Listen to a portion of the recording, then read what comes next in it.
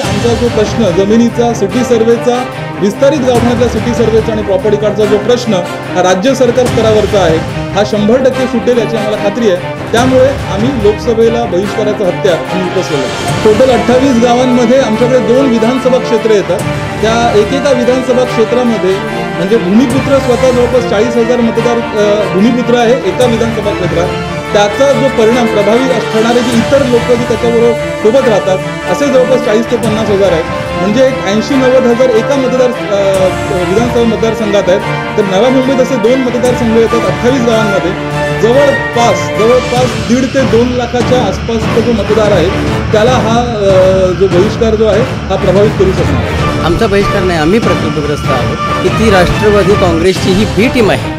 ती घरं अधिकृत होतच नव्हती. अधिकृत आणि नियमितीकरण ह्याच्यामध्ये फरक आहे. या सर्वेच्या रिपोर्टशिवाय त्या ठिकाणी निर्णय होईल का? सर्वेचा रिपोर्टच त्या ठिकाणी तुम्ही करून दिला नाही किंवा त्याच्यामध्ये तुम्ही जर राजकारण आणलं, मग एवढ्या वर्षापासून तुमची सत्ता होती, ज्यांच्या खांद्यावर बंदुकी ठेवतात त्या सगळ्या लोकांची सत्ता त्या दरम्यान असताना त्यांनी हे विषय केले का? पालकमंत्र्यांपासून तर आमदारांपर्यंत महापौरांपासून एका टेबलवर सगळ्या गोष्टी त्या ठिकाणी असताना सुद्धा, महाराष्ट्र शासनाच्या अखत्यारीत हा विषय असताना सुद्धा हे विषय त्यावेळी झाले नाहीत. का झाले नाहीत? हे सोकॉल त्या ठिकाणी हे विकले गेलेले सगळे हे टीम आहे, यांचा बहिष्काराला कोण विचारतो? आम्ही विचारत नाही. बहिष्कार नाही, बहिष्कार आम्ही टाकणारच नाही. प्रत्येक गावागावामध्ये मोठ्या प्रमाणात मतदान होईल. ठाणे लोकसभा मतदारसंघामध्ये नवी मुंबई महानगरपालिकेचा क्षेत्र येतं. या क्षेत्रातील आगरी कोळी यूथ फाउंडेशन ही एक संस्था आहे. इथले जे भूमिपुत्र आहे, प्रकल्पग्रस्त आहे, कुटुंब आहे, नागरिक आहे, त्यांच्यासाठी काम करणारी संस्था आहे. त्या संस्थेने एका विषयावर लोकसभेच्या मतदानावर बहिष्कार टाकण्याचं अनाऊन्स केलेलं आहे. त्यांनी आवाहन केलं आहे ग्रामीण भागातील, मुळात म्हणजे गावठाण भागातील नागरिकांना. नवी मुंबई महानगरपालिका क्षेत्रामध्ये जी 29 गावं येतात त्या 29 गावामधील नागरिकांना त्यांचा मुद्दा असा आहे बहिष्काराचा की जे विस्तारित म्हणजे मूळ गावठाणामध्ये आणि गावठाणाच्या सभोवताल परिसरात जे विस्तारित गावठाणामध्ये जी काही गरजेपोटी बांधलेली घरं आहेत ती नियमित करावी आणि आम्हाला नियमित केल्यानंतरच आम्ही जो काही सोकॉल्ड लोकसभा येणारी निवडणूक आहे लोकसभेची त्याच्यामध्ये आम्ही मतदान करू. अन्यथा जर आम्हाला कोणी आमच्या ह्या प्रश्नाचं निराकरण कोणी केलं नाही, म्हणजे जे नियमित केली नाही, जे विस्तारित गावठाणात बांधलेली जी घरं आहे, बांधकाम आहेत, जर ती नियमित केली नाही तर आम्ही म्हणजे आगरी यूथ कोळी फाउंडेशनने सांगितलं आहे की आम्ही लोकसभेच्या निवडणुकीमध्ये सर्व ग्रामस्थ आणि त्या त्या गावामध्ये राहणारे जे काय भाड्यावर राहतात, भाड्याने राहतात लोक, त्या कुटुंबियांनासुद्धा आवाहन करणार आहेत की म्हणजे आवाहन केलेलं आहे त्यांनी नॉर्मली की त्यांनी बहिष्कार टाकावा म्हणून. याविषयी डॉक्टर राजेश पाटील जी आहेत, जे ग्रामस्थांसाठी, प्रकल्पग्रस्तांसाठी त्यांच्याही संघटना आहेत, तेही लढा देतात, त्यांचाही अभ्यास आहे, त्यांच्याशी आपण चर्चा करणार आहोत की आगरी कोळी यूथ फाउंडेशनने केलेली जी काही भूमिका घेतलेली भूमिका आहे, जे काही त्यांनी केलेलं, जे काय बहिष्काराचं जे काय अस्त्र त्यांनी उगारलेलं आहे, जे काय त्यांनी आवाहन केलेलं आहे त्यांच्या आंदोलनाच्या भूमिकेतून, ते कितपत योग्य आहे ते. डॉक्टर राजेश पाटील, मी तुम्हाला एक प्रश्न पहिला विचारेल की जे नियमितीकरणाचा ह्यांनी मुद्दा मांडला आहे आगरी कोळी यूथ फाउंडेशनने, म्हणजे विस्तारित गावठाणामध्ये जे काय बांधकाम आहे ते नियमितीकरण करावं, ते नक्की कोणत्या सरकारशी निगडीत आहे? म्हणजे राज्यशासनाशी निगडीत आहे का केंद्र शासनाशी? याविषयी थोडा खुलासा करावा. कारण की आता सध्या काय झालेला प्रॉब्लेम की आहे लोकसभेच्या निवडणुका आणि त्यांनी लोकसभेच्या निवडणुकीवर बहिष्कार टाकण्याचं त्यांनी आवाहन केलेलं आहे आगरी कोळी यूथ फाउंडेशनने. तर याविषयी तुमची भूमिका काय, तुमचं काय म्हणणं आहे? पहा, पहिली गोष्ट म्हणजे बहिष्कार मतदानावर टाकणं हे मुळात त्या ठिकाणी फार चुकीच्या पद्धतीनं वागण्याची पद्धत आहे. बहिष्कार कोणी टाकायचा, कशासाठी टाकायचा? आमचा बहिष्कार नाही, आम्ही प्रकल्पग्रस्त आहोत आणि हा विषय लोकसभेशी निगडीत आहे का? हा केंद्र सरकारच्या अखत्यारीतला विषय आहे का? तर हा विषय आपल्या महाराष्ट्र शासनाच्या अखत्यारीतला. मग त्या ठिकाणी बहिष्काराची भूमिका घेण्यात अर्थ काय आहे? जे बहिष्कार सांगतायत ते मुळातच त्या ठिकाणी मला असं माझं वैयक्तिक मत आहे की ती राष्ट्रवादी काँग्रेसची ही बी टीम आहे, ही त्यांच्या नेत्यांसाठी त्या ठिकाणी काम करते आणि म्हणूनच हा बहिष्काराचा विषय ह्या ठिकाणी पुढे आलेला आहे. त्यांना अपेक्षित असलेली ती कामं आहेत ही कामं ऑलरेडी त्या ठिकाणी ऑन द वे आलेली आहेत. त्याचंही उत्तर त्या ठिकाणी तुम्हाला देतो की जे काम पूर्वीच्या सरकारच्या कारकिर्दीमध्ये प्रकल्पग्रस्तांचे झाले नव्हते, ती कामं ह्या सरकारच्या कारकिर्दीमध्ये त्या ठिकाणी सुरू झालेली आहेत. त्याचं उदाहरण तुम्हाला मी देतो. आमदार मंदाताई म्हात्रे यांना त्यांचा विरोध असेल, परंतु त्यांनी त्या ठिकाणी ठणकावून ह्या सगळ्या गोष्टी केल्यात, ह्याला आम्ही साक्षीदार आहोत. विधानसभेमध्ये कुठल्या मुख्यमंत्र्यांनी त्या ठिकाणी कधी अनाऊन्समेंट केल्याचं मला आठवलेलं नाही, परंतु ह्या मुख्यमंत्र्यांनी आपल्या त्या ठिकाणी अनाऊन्समेंट केली की प्रकल्पग्रस्तांची गरजेपोटी बांधलेली घरं ही आम्ही अधिकृत करणार, हे त्या ठिकाणी त्यांनी ठणकावून सांगितलं. ही पहिली प्रोसेस त्या ठिकाणी आमदार मंदाताई म्हात्रे यांच्या माध्यमातून सुरू झाली. त्यानंतरचा विषय असा येतो, हे स्वतःला फार मोठे तज्ज्ञ आणि नेते समजतात. मुळातच त्यांना ह्या गोष्टींची कल्पना आहे, तरी मुद्दामून अशा पद्धतीनं वागतात. ज्या गोष्टींची कल्पना आहे ती अशी की हा विषय हायकोर्टाच्या निगडीतसुद्धा होता. ह्याने याची कल्पना नव्हती का की हे आपल्या अनधिकृत घरं ही अधिकृत करण्यासाठी त्या ठिकाणी मुळातच कायद्यात तरतूद नव्हती. MRTP ॲक्टच्या अंतर्गत त्याची तरतूद होती का? MRTP ॲक्टच्या अंतर्गत तरतूद करण्यासाठी विधिमंडळाला त्या ठिकाणी निर्णय घ्यावा लागला. जेव्हा तो विषय त्या विधिमंडळामध्ये आला, 288 आमदारांमध्ये हा विषय मान्य केला गेला. अख्ख्या महाराष्ट्राला डिसेंबर 2015पर्यंतची घरं अधिकृत करण्याबाबतचा निर्णय जाहीर झाला. ही गोष्ट छोटी आहे का? MRTP ॲक्टच्या अंतर्गत 52(क) मध्ये त्या ठिकाणी आपल्याला तरतूद केली की ही घरं अधिकृत केली जावीत. अशा पद्धतीनं जर निर्णय त्या ठिकाणी होत असतील, हे निर्णय कमी आहेत का?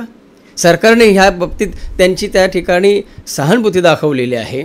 आमची गरजेपोटी बांधलेली प्रकल्पग्रस्तांची घरे ही हक्काची घरं आहेत, परंतु ती घरं अधिकृत होतच नव्हती. अधिकृत आणि नियमितीकरण ह्याच्यामध्ये फरक आहे. ही त्या ठिकाणी अनधिकृत घरांचा स्टॅम्प काढून त्याला अनियमितमध्ये आणलं, ही साधी गोष्ट नाही. अनधिकृत म्हणजे अनधिकृतच होती. अनियमित म्हणजे त्या ठिकाणी अनियमितपणा त्या ठिकाणी आहे, म्हणजे आमची पहिली त्या ठिकाणी पूर्ण झाली होती. अशा पद्धतीनं त्या ठिकाणी आज शासन दरबारी हा विषय अंतिम टप्प्यात आहे. सर्वेक्षणाला त्या ठिकाणी विरोध करण्याचा यांचा संबंध आहे का? सर्वेक्षण का करू नये मला सांगा. मुळातच सर्वेक्षण केला नाही. ही गावठाणं आमची आहेत, गावठाणाच्या बाहेर विस्तारित विषय आहे. हा विषय थोडासा कॉम्प्लिकेटेड असला, टेक्निकली असला, तरी मुद्दामून ह्या ठिकाणी एवढ्यासाठी सांगेन ही गोष्ट कळली पाहिजे ह्यांनाही की त्या ठिकाणी आमच्या मूळ गावठांच्या बाहेर अनेकांच्या घरांवर त्या ठिकाणी 12.5%चे प्लॉट बसवलेले आहेत. अनेक बाहेरच्या लोकांनी येऊन त्या ठिकाणी काही घरं बांधलेली आहेत. अनेकांची त्या ठिकाणी 1976च्या आसपास किंवा 70च्या आसपास सिटी सर्वे झालेला आहे, जी मूळ गावठांच्या बाहेर घरं आहेत. मग अशा घरांना न्याय कोणी द्यायचा? ज्यांची घरांवर त्या ठिकाणी 12.5% बसवलेलं आहे त्यांचं त्या ठिकाणी कोणी त्यांना न्याय कोण देणार? अशावेळी त्या ठिकाणी सिडको ही इथली स्थानिक स्वराज्य संस्थेमधली एक संस्था आहे. स्वायत्त बॉडी जरी असली तरी त्यांच्याकडं आज जमिनीचे हक्क आहेत.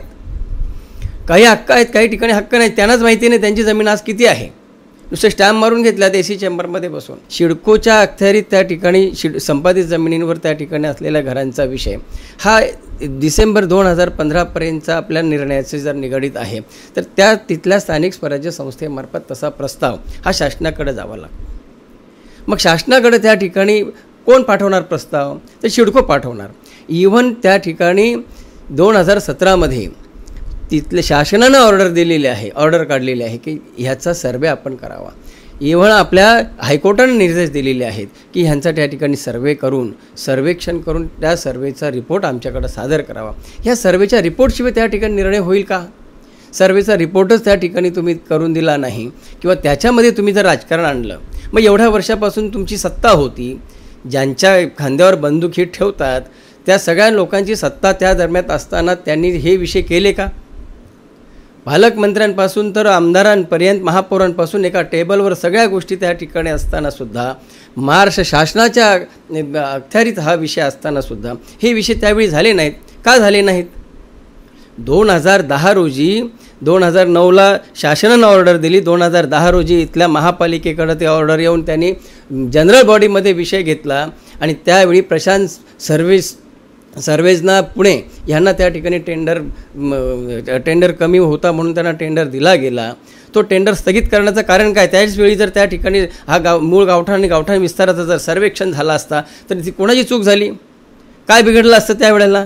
पण दुर्दैवानं त्यावेळी त्या NCPचीच सत्ता होती, जे आज त्या ठिकाणी ज्या राज्यकर्त्यांसाठी आज हे फाउंडेशन काम करतो त्यांना हे कळालं नाही, त्यांना माहिती नव्हतं. नुसतं त्या ठिकाणी आम्ही हे करून देणार नाही. कशासाठी करून देणार नाही? मी फार आता खोळात जाणार नाही. माझं एवढंच म्हणणं आहे, ही लोकसभा आहे. लोकसभेच्या वेळेला आपण केंद्र सरकारच्या निगडीत त्या ठिकाणी विषय असतील तर घ्यावेत. राजकीय हेतूने प्रेरित होऊन अशा पद्धतीनं काही निर्णय घेण्यात अर्थ नाही. बहिष्कार राष्ट्रीय कर्तव्य आमचं, ते मतदान करणं. आम्ही कोणाला निवडून द्यावं, कोणाला निवडून देऊ नये, आमचा हक्क आहे. आम्ही हक्क आमचा बजावणार. संविधानानं आम्हाला दिलेले त्या ठिकाणी अधिकार आहेत, ते हक्क आम्ही का सोडायचे? आम्ही अजिबात सोडणार नाही. आणि भूमिपुत्रांचा त्या ठिकाणी बहिष्कार, आम्ही सगळ्या भूमिपुत्रांचा बहिष्कार, आम्ही भूमिपुत्र आहोत, आमचा बहिष्कार नाही. हे सोकॉल त्या ठिकाणी हे विकले गेलेले सगळे हे टीम आहे, यांचा बहिष्काराला कोण विचारतो? आम्ही विचारत नाही. बहिष्कार नाही, बहिष्कार आम्ही टाकणारच नाही. प्रत्येक गावागावामध्ये मोठ्या प्रमाणात मतदान होईल आणि आमदार मंदाताई म्हात्रे आणि ह्या शासनाने केलेल्या कामांमध्ये आम्ही त्या ठिकाणी समाधानी आहोत. अनेक प्रकल्पग्रस्त समाधानी आहोत. त्यांची हिंमत असेल तर त्यांनी टेबलवर त्या ठिकाणी यावं, डिस्कशन करावं, आम्ही उत्तर द्यायला तयार आहोत. सर, त्यांनी असंही सांगितलं यांच्या पत्रकार परिषदेमध्ये की साधारणपणे म्हणजे 80 बेलापूर विधानसभा मतदारसंघ आणि ऐरोली विधानसभा मतदारसंघ नवी मुंबई महानगरपालिका क्षेत्रात आपण बघितले तर 80,000 म्हणजे मूळ ग्रामस्थ 80,000 मतदार आणि त्यांच्या प्रभाव पडणारे म्हणजे ग्रामस्थ ज्यांच्या प्रभाव पाडू शकतात असे भाडेकरू आपण समजू शकतो गावठाण भागात राहतात असे 80,000. तर सुमारे 1,60,000 मतदार हे बहिष्कार टाकतील असं त्यांनी टार्गेट ठेवलं आहे किंवा त्यांचं असं म्हणणं आहे. जर समजा मतदानाच्या दिवशी एनकेन प्रकरणे त्यांनी दबाव टाकण्याचा प्रयत्न केला मतदारांवर, तुम्ही मगाशी बोलले की ते राष्ट्रीय कर्तव्य आहे प्रत्येकाचं, जर एनकेन प्रकरण त्यांनी दबाव टाकण्याचा प्रयत्न केला तर तुमची भूमिका, तुमचं स्टँड त्यावेळेस काय असेल? पहा, कोणी असं दबाव टाकू शकत नाही आणि कोणाची हिंमतही नाही. 1,60,000 म्हणजे मी 1,60,000 आहे ना मतदार, मी भूमिपुत्र आहे, मला कोण अडवायला येऊ शकतो? भूमिपुत्रांना कोणी अडवू शकत नाही. यांचा ठेका, भूमिपुत्रांचा ठेका ह्या लोकांनी घेतलेला नाही. आम्ही ह्या ठिकाणी भूमिपुत्र आहोत, प्रकल्पग्रस्त आहोत. दिबा पाटलांना मानणारे भूमिपुत्र आम्ही आहोत, यांना मानणारे नाही. यांनी यांचे धंदे मांडलेले आहेत. यांच्या फेसबुकवर येतं की अनधिकृत तुम्ही बांधकाम कराल तर आम्ही तुमची तक्रार करू, नाहीतर आम्हाला तुम्ही भेटायला यावं, अशा पद्धतीचे फेसबुकवर यांचे कमेंट्स आहेत. हे कमेंट्स कशासाठी आहेत? आम्ही नाही प्रकल्पग्रस्तांचं नेतृत्व केलं, आम्ही नाही कधी असे स्टेटमेंट त्या ठिकाणी दिल्या. प्रकल्पग्रस्त आहेत, त्यांच्या जमिनी गेल्या 100% भूमिहीन झाल्यात. कदाचित त्यांच्या चुका झाल्याही असतील, परंतु त्यांचा हक्क आहे. त्यांचा हक्क त्यांनी त्या ठिकाणी का टाळावा किंवा त्यांनी त्या ठिकाणी बांधकाम केलं, काय फरक पडला? त्या ठिकाणी सरकारबरोबर आम्ही भांडू, हा विषय सरकारच्या अखत्यारीत आहे. सरकारबरोबर भांडू, सरकारकडून ज्या गोष्टी आम्हाला पाहिजे त्या आम्ही मिळून घेऊ. क्लस्टरच्या नावाखाली बॉम्ब करतात, क्लस्टरला विरोध आम्ही केला, आजही आमचा विरोध आहे, परंतु त्यामधले तरतुदींना आमचा विरोध होता. पूर्वी विरोध होता, आजही विरोध आहे. आमच्या आमदार म्हणतात मात्र त्यांनी स्पष्टपणे आमच्यासमोर माननीय मुख्यमंत्री महोदयांनी सांगितलं, क्लस्टर हा आमच्याकडे विषय नको, आमच्या आहेत घरं त्याच ठिकाणी आम्हाला अधिकृत करून द्या. त्याच्यानंतर त्यांना डिसाईड करू द्या प्रकल्पग्रस्तांना. पण सर्वे झाला नाही तर सर्वेच्या शिवाय त्या ठिकाणी पुढच्या कुठल्याच प्रोसेस होणार नाहीत. ह्या पुढची कधी लागला तर तुम्ही माझ्याकडे डिटेल इंटरव्ह्यूला या. निश्चित स्वरूपामध्ये मी तुम्हाला प्रकल्पग्रस्तांच्या सर्वेपासून तर होणाऱ्या सगळ्या ज्या सरकारच्या गोष्टी आहेत ह्या तुम्हाला अगदी स्वीट अँड शॉर्टमध्ये व्यवस्थित तुम्हाला समजावून सांगेन. परंतु तात्पुरत्या स्वरूपात बहिष्कारावर तुम्ही विचारलेल्या प्रश्नाला माझं एकच पुन्हा शेवटं उत्तर आहे की बहिष्कार हा प्रकल्पग्रस्तांचा नाही. ज्यांचा असेल ते मोजके काही लोक आहेत, आमचा बहिष्कार नाही. अनेक त्या ठिकाणी अग्रिकोळी युवा मित्रमंडळाची पदाधिकारी मला येऊन भेटले, त्यांनी सांगितलं आमचा काही बहिष्कार नाही. अनेक गावांमध्ये आम्ही त्या ठिकाणी फिरतोय, आमचा बहिष्कार त्या ठिकाणी नाही. अनेक त्या ठिकाणी आमचे प्रकल्पग्रस्त आहेत, आमचा बहिष्काराचा संबंधच येत नाही, आमचं राष्ट्रीय कर्तव्य आहे, आम्ही तो बजावणार, अशा पद्धतीची भूमिका आहे. आणि सरकारबद्दल नाराजीचं स्वरूप त्यांचं बिलकुल नाही. काम आतापर्यंत होतच नव्हतं, आता मुळात त्या ठिकाणी ऑन द वे आहे. अगदी त्या ठिकाणी एका काही अंतिम टप्प्यामध्ये असलेला आपला हा सगळा प्रकल्पग्रस्तांचा विषय आहे. आणि माझी खात्री आहे की अतिशय संवेदनशील माननीय मुख्यमंत्री महोदय आहेत, अतिशय त्यांचा पाठपुरावा करणाऱ्या संवेदनशील माननीय आमदार मंदाताई म्हात्रे आहेत. ह्यांना ते बघवत नाही, ह्या सरकारची कामं बघवत नाही, आमदारांची कामं बघवत नाही. अरे पूर्वी जर तुम्ही केली असती तर ह्या आमदारांना ह्या सरकारला करायची गरज काय पडली असती? अजिबात नसती पडली. हे विषयच राहिले नसते. हे विषय आहेत, ज्यांनी त्या ठिकाणी केलं त्यांचं त्या ठिकाणी आपल्याला वाहवा केली पाहिजे, आपल्याला त्यांना क्रेडिट दिली पाहिजे. हे क्रेडिट देण्याची त्यांची मानसिकता नाही आणि इथंच त्या ठिकाणी घोडं पेंडा खातोय. यांना क्रेडिट पाहिजे, यांना काही न करता सगळ्या गोष्टी पाहिजेत, असं होत नसतं. विधानसभेमध्ये आवाज उठावा लागतो, त्यासाठी प्रत्यक्षात हायकोर्टाचे काय निर्देश आहेत त्या पद्धतीनं विषय घ्यावा लागतो. प्रत्येक गोष्ट घर अधिकृत करताना तो विषय शासनाचा जरी अखत्यारीत असला तरी इथल्या स्थानिक स्वराज्य संस्थेमार्फत तो प्रपोजल गेल्यानंतर शासनाला मान्य असून उपयोग नाही. ती तो सदरचा प्रपोजल हे हायकोर्टाच्या निदर्शनात आणायला पाहिजे. अशा पद्धतीचे हायकोर्टाचे निर्देश आहेत आणि हायकोर्टाच्या निर्देशानंतर त्या ठिकाणी संबंधित शासन हा त्यामध्ये आपल्याला त्याचं ते अंमलबजावणी करण्याबाबतची भूमिका घेतील. अशा पद्धतीची प्रोसेस आहे. ही प्रोसेस त्या ठिकाणी होणारच नसेल, सर्वेच झाला नाही तर तो प्रपोजल कसा पुढे जाईल आणि प्रपोजलच पुढे गेला नाही तर आमची घरं ही प्रकल्पग्रस्त वाट पाहतात आणि ही लोकं त्या ठिकाणी मिसगाईड करतात, लोकांना मिसगाईड करतात की सर्वे हा तोडण्यासाठी हा विषयच नाही. त्या ठिकाणी माझ्याकडं पेपर आहे, आता माझ्याकडं पेपर नाही, तुम्ही तातडीने तर आलेला आहात, त्याच्यामध्ये स्पष्ट उल्लेख आहे. तुम्हाला लागला तर मी तुम्हाला व्हॉट्सअप करतो.